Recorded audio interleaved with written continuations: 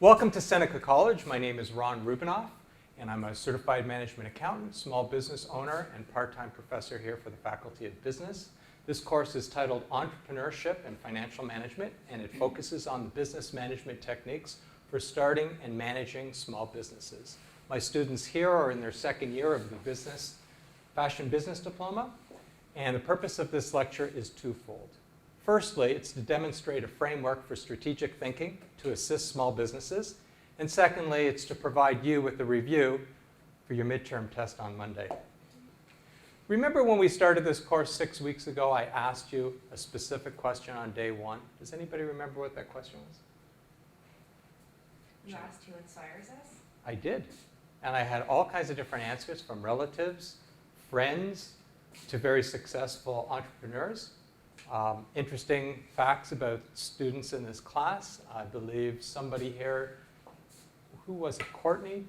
Courtney's not here, but I believe she had a relative who was a model. I think it was her aunt that was a model, and her mother owns a fashion boutique. That was you, Janelle? Yeah. Okay, so is your mother still own a fashion boutique? Yeah, and she has another story too. Perfect. Okay, and some history with amongst some of our students. Jeremy, you told us a very uplifting story. What was it that your grandfather did? He was a president of a brassiere and lingerie company. There you go. So we do have a lot of history in the class. Students whose parents are entrepreneurs have been in business, and that bodes well. It gives you inspiration. But why did I ask you who inspires you? What does inspiration have to do with business? What does inspiration have to do with business? You have to be successful if you want to be sort of inspirational and be behind what you're doing in order to be successful. You need to have drive. You have to have drive to be successful. And what else does inspiration lead to? It leads to ideas. And what do ideas lead to? Making money. Making money. How do you make money from ideas? What do you do with those ideas? You implement them. You implement them by creating a business. And that's what this course is about. It's about taking ideas and being able to implement those ideas to create a successful business. Now, my inspiration when I was your age was a professor at University of Toronto. And some of you, if you've ever watched the movie Annie Hall, has anybody ever seen Annie Hall?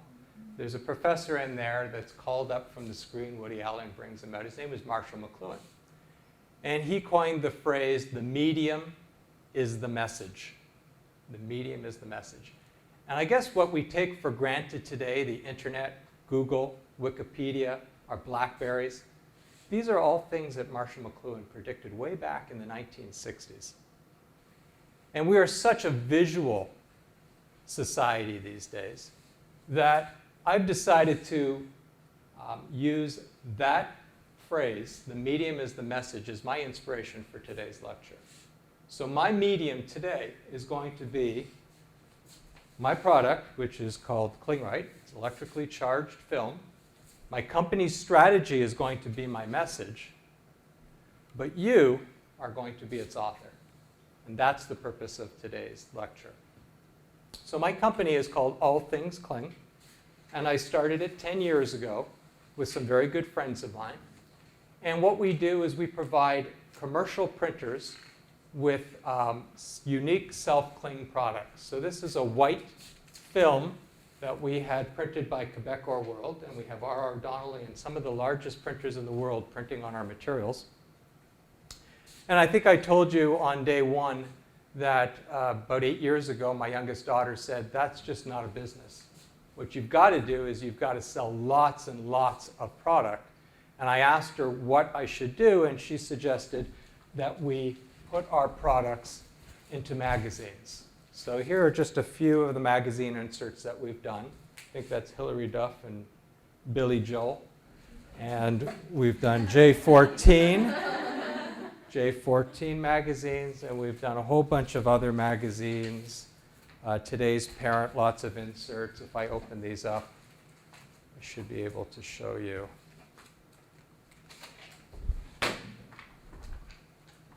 Some of the inserts that we've done. Okay? So the problem is that the printing industry and in particular the advertising industry, has changed over the last 10 years. And a lot of the business that used to go into print is going where? Where is it going? Going onto the internet. Going onto the internet, still radio commercials are doing well, but the printing media is hurting. That and the recent recession has caused us, All Things Cling, to have to change its direction. We can't stay the way we are. If we continue to do what we're doing, at worst, we'll go out of business, and at best, we'll stay stagnant. We aren't going to grow. So what we want to do now is we want to create a strategy for changing what All Things Cling is. So what we were, or what we are, is a company that provides material to printers. And what we want to do is we want to create a new company where we sell consumer products to schools and homes and offices, which is why we decided that we were going to come up with a bunch of products similar to this. So let's put this strategy into practice. First of all, when we start with strategy, we look at what we are doing now. What is our mission statement? Some of you said that you've learned what a mission statement is in another course. What is a mission statement? What is the definition of a mission statement? Jessica? I mean, sorry, Veronica. A mission statement is pretty much 2 or 3 sentences that tells the consumer or anyone that wants to know what your company is all about and who they target to and what their goals are. Okay, so what our company is all about, what we do, who our customers are, and how we differentiate ourselves from our competition could be put into maybe one statement. So I've actually created an existing mission statement, and hopefully that will make sense. And my existing mission statement is, All Things Cling provides unique self-cling products to commercial printers and publishers. But I've said nothing about what I want to do, because this is what we are doing, not what we want to do. So what would the next step be? A vision statement. What's a vision statement? What you want to do in the future? What I want to do in the future. So I can't really see far down the road into the future, but I could probably see over the next couple of years as to what we want to do. So I thought of it, discussed it with my partners, and we said that what we want to do is we want to move from just selling to printers to selling consumer products, increasing our sales. And actually, I'll just put it up on the...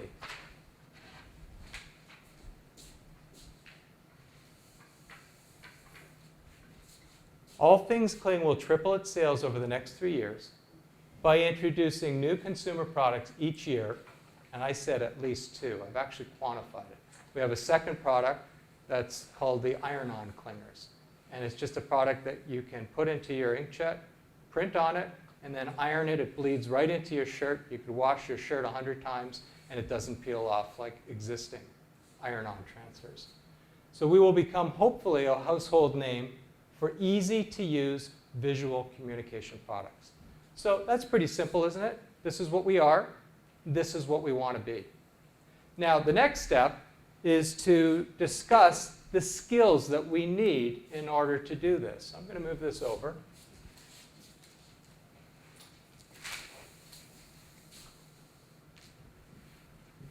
I'm going to take a fresh sheet. And I'm going to ask you, what skills are required to run a company? And the reason that's important is because without all the skills, even if we have a great strategy, we'll never be able to implement it. Hopefully that was the sound of money. So just cling that onto the wall. And I will ask you if you can tell me what skills are required to run a business. It's anybody. Jenny? Well, you have to be able to manage money. Okay, so we'll just say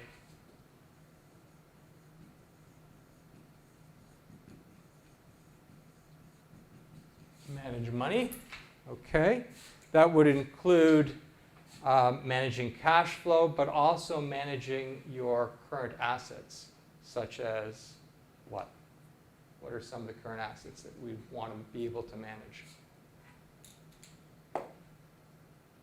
How about my receivables? How about the inventory? We'll talk about that later. What else should we be able to manage if we have a successful business? Manage people. People.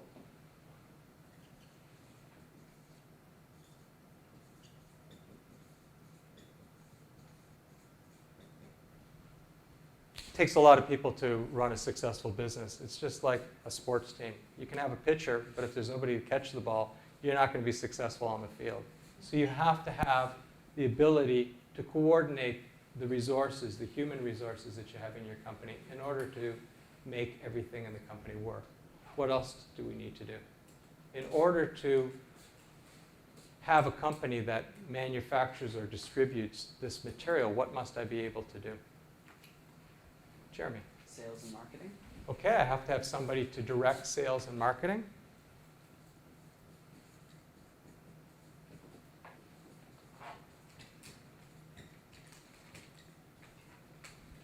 What else? Jean. Direct operations. Okay, I have to be able to direct the operations of the business, and that would include things such as what? What would directing operations include?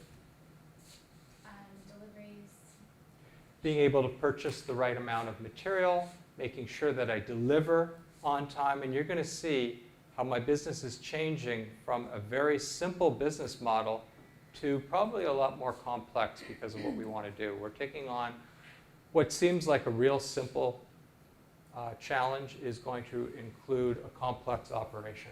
So we'll talk about that as well. Are we missing anything? In order to run a successful business, I guess we need someone to be able to put it all together. And I guess we can call that either an entrepreneur or a leader. So we need leadership skills.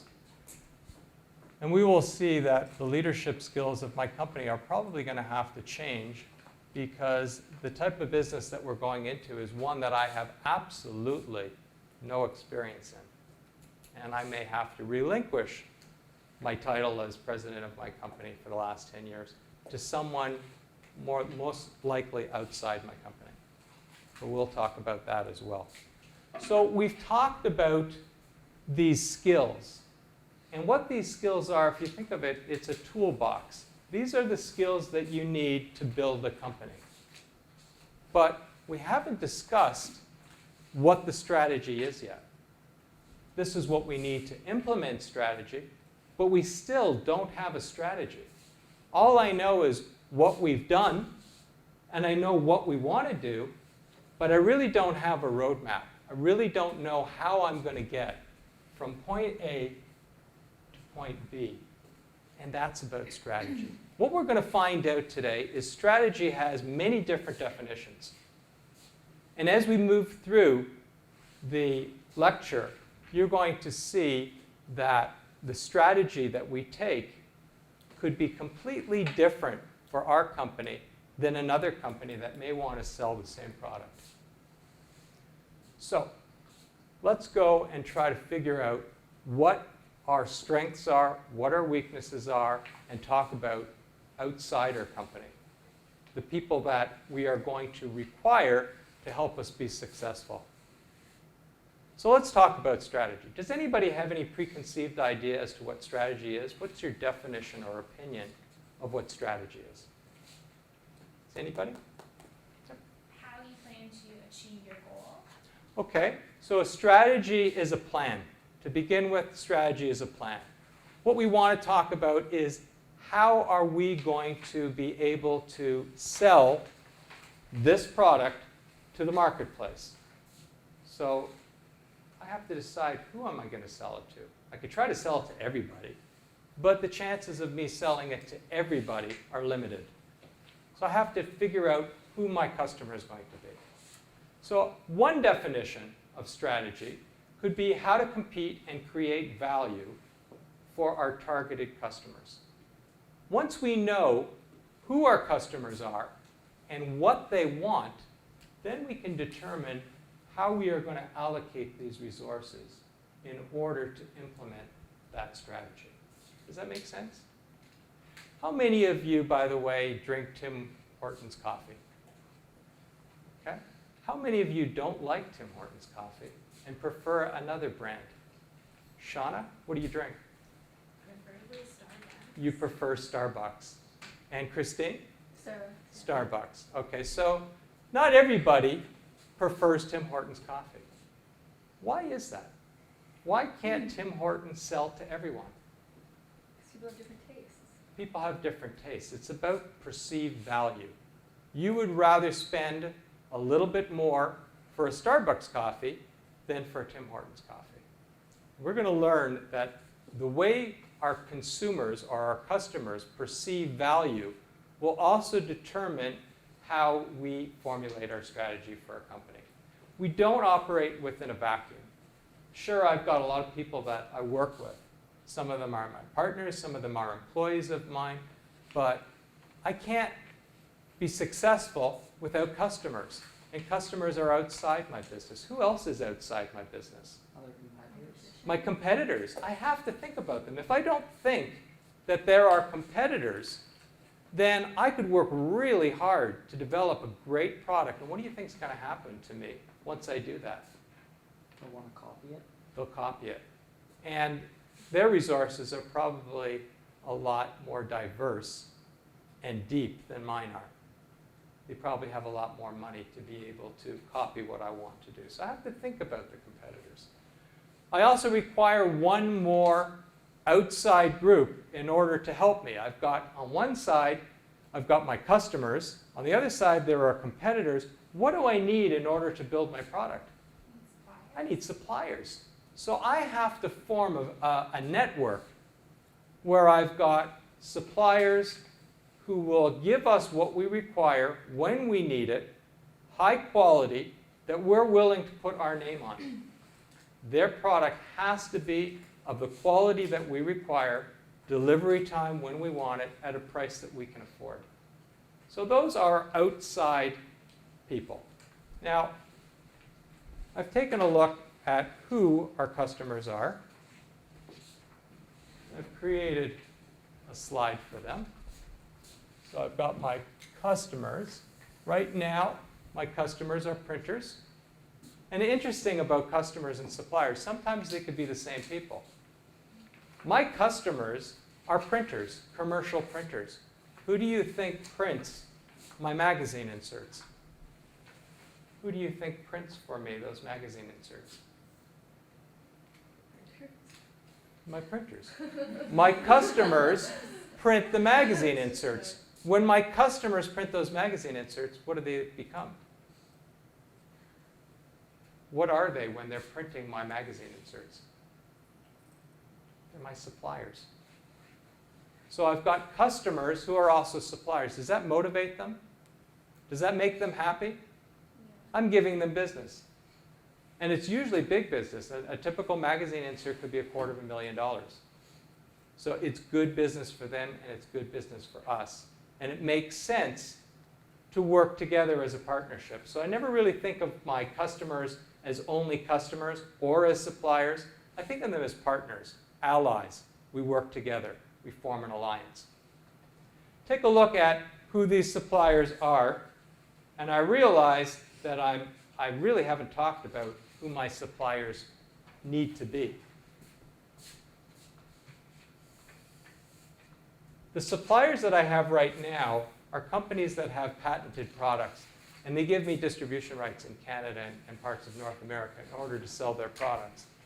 But I also have to look at who my suppliers will have to be when I want to sell